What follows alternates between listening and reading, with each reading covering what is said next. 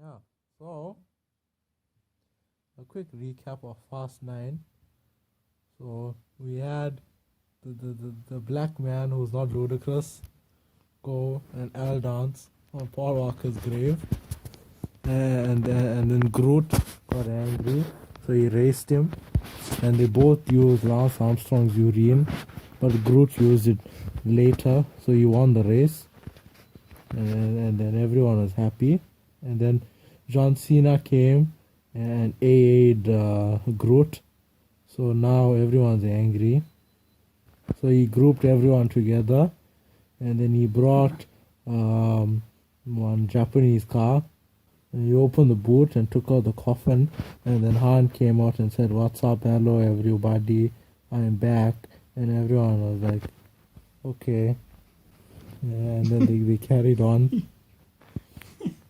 So they all was like, "How can we plan to defeat John Cena? Because, we can't see him." And they said there's only one person that can actually see him and has beaten him before, The Rock.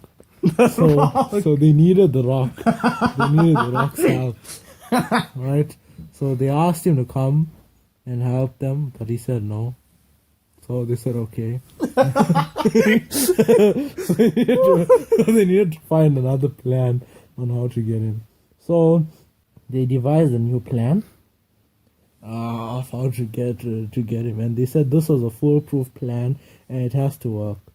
So they all went in a tank and they drove to his house and they blew it up, but he wasn't there.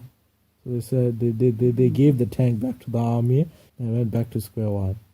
So now they were very upset and all sad because they were like all their plans failed and everything they tried was not working out. So then Groot brought everyone together with his leaves and branches and he told them, "Listen, guys, it's okay. We rich." So we are happy.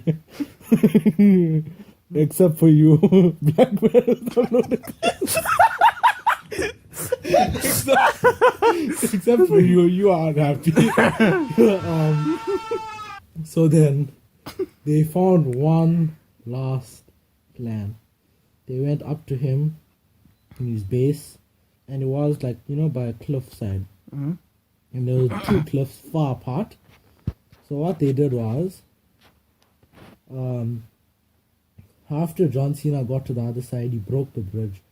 So what Groot did was he put his car right back, and he was planning to go all the way. Right?